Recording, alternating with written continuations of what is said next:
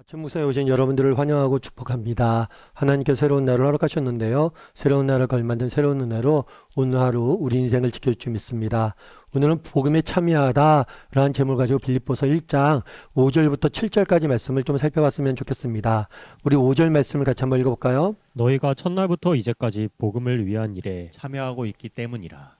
예, 바울은 간단한 인사말을 하지요.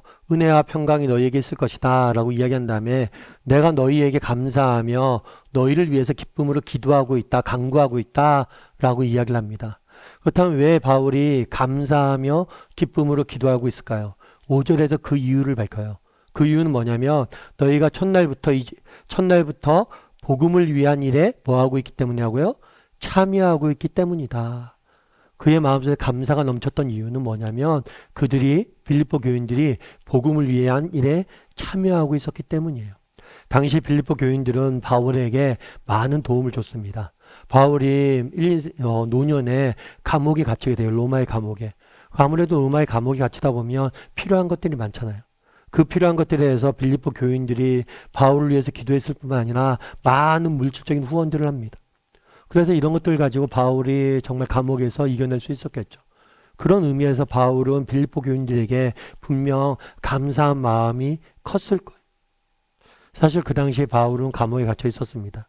그런데 그러자 많은 사람들이 바울을 떠났어요. 아니 바울이 하나님의 사도라고 그러는데 어떻게 사도가 저렇게 감옥에 갇힐 수가 있어? 왜 하나님께서 저를 구원해 주지 않아? 저 가짜 사도 아니야? 하면서 바울을 많이 떠났어요. 사실 이것은 오늘날 우리가 직면한 문제이기도 하죠. 왜 하나님께서 우리가 믿는데 우리에게 이런 어려움들을 처하게 할까? 그럼에도 불구하고 바울은 확신이 있었어요. 분명히 하나님께서 이유가 있을 것이다. 하나님께 특별한 이유가 있을 것이다. 라는 믿음을 가지고 그 자리를 지켰던 거죠.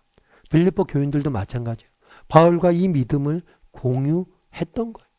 그래서 바울을 끊임없이 바울을 위해서 기도하고 그를 도왔던 거죠. 그런데 바울의 감사는 단순히 그들이 바울을 도왔기 때문에 인간적인 감사를 넘어선 거예요. 바울이 정말 빌립보 교인들로 생각할 때마다 기뻐하고 감사하고 정말 기도했던 이유는 바로 빌립보 교인들이 뭐예요? 복음을 위한 일에 동참하고 있었기 때문이에요. 복음을 위한 일에 동참하고 있었기 때문이에요. 사실 이것이 쉬운 일이 아닙니다.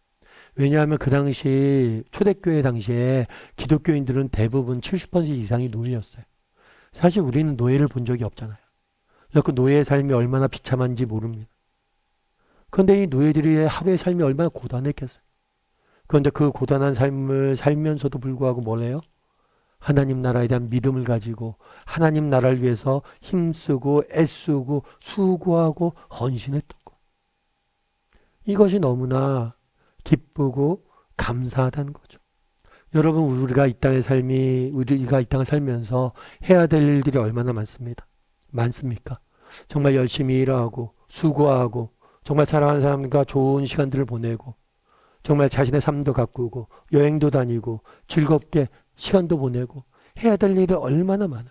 이 모든 일이 가치가 있죠. 하지만 정말 우리 인생의 가장 소중한 일, 정말 의미 있고 가치 있는 일, 그것은 뭐예요? 복음에 동참하는 일. 왜요? 그것만큼 소중한 것이 없기 때문. 그것만큼 소중한 것이 없기 때문. 그것만큼 가치 있는 일들이 없기 때문이에요. 예전에 제가 소록도 아시죠? 소록도. 소록도는 나환자들이 이렇게 모여서 사는 동네예요. 이 나환자들이 살아서 모는 동네인데 이 소록도에도 교회가 있습니다. 그래서 이 교회에 찬양팀이 있었어요. 이 찬양팀이 공연하는 것을 봤습니다. 사실 그 모습이 우리가 일상적으로 알고 있는 아름다움과는 좀 거리가 멀어요. 왜일까요? 사실 문둥병에 걸리면 손이 오그라들고 정말 입이 삐뚤어지고 온몸이 삐뚤삐뚤해집니다. 보기가 흉해요. 그런데 그 삐뚤어진 입에 하모니카를 대고 그 삐뚤어진 손으로 마이크를 잡고 하모니카를 잡고 연주하고 찬양하고 참 인간적인 눈으로 보기에는 너무나 정말 추해 보일 수도 있는데 너무나 아름다운 찬양이었어요. 정말 감동이 있더라고요. 그런데 그것이 끝나고 그런 이야기를 하더라고요. 무슨 이야기를 하냐면 자기들이 지금 교회를 세우기 위해서 노력하고 있다고. 소록도에 교회가 하나가 있었는데 그 교회에서 또 다른 남원자촌에 교회가 필요한 지역이 있잖아요. 그런 교회에 5개 교회를 세웠대요, 이미. 그리고 또 하나의 교회를 세우기 위해서 준비하고 있다고. 그리고 여러분 위해서 기도해 달라고 이렇게 이야기하더라고요. 참 여러분 생각해 보세요. 정말 나 하나 살기 힘든 분들이죠. 하루하루 사랑에 너무 고달픈 분이죠. 그런데 하나님 나라에 대한 교회 꿈을 꾸고 교회가 없는 지역에 교회를 개척해야지. 그 꿈을 꾸고 있다는 이야기를 듣고 너무 감동이 들어요. 여러분 우리는 어떻습니까? 여러분 우리에게도 이런 꿈들이 있냐는 거예요. 정말 복음에 참여하고 있냐는 거예요. 정말 우리에게도 이런 꿈들이 있어야 되지 않겠어요? 그날의 바울이 이야기합니다. 참 내가 너희를 생각할 때마다 기쁘고 감사하다. 왜냐하면 너희는 첫날부터 지금까지 뭘 하고 있다는 거예요? 복음을 위한 일에 동참하고 있다는 거예요. 복음을 위한 일에 동참하고 있다는 거예요. 여러분, 우리가 인생을 살면서 해야 될 많은 가치 있는 일들이 있습니다. 하지만 복음을 위한 일보다 중요한 게 없어요. 왜요? 그것은 영원하잖아요. 정말 이 땅의 모든 것들은 다 사라질 겁니다.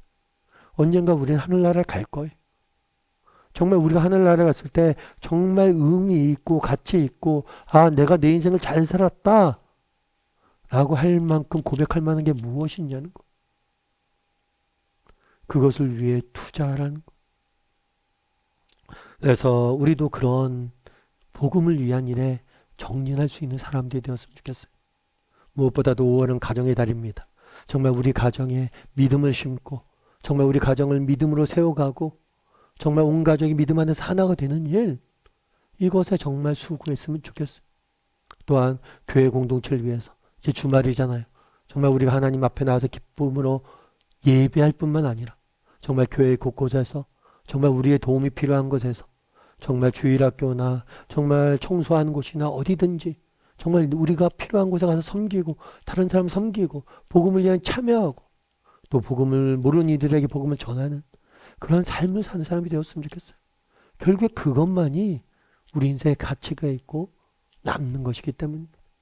그래서 우리는 얼마나 복음을 위한 일에 참여하고 있는지 한번 돌아봤으면 좋겠고 그 일에 정말 동참할 줄 아는 저나 여러분이 되기를 주님의 이름으로 소원합니다.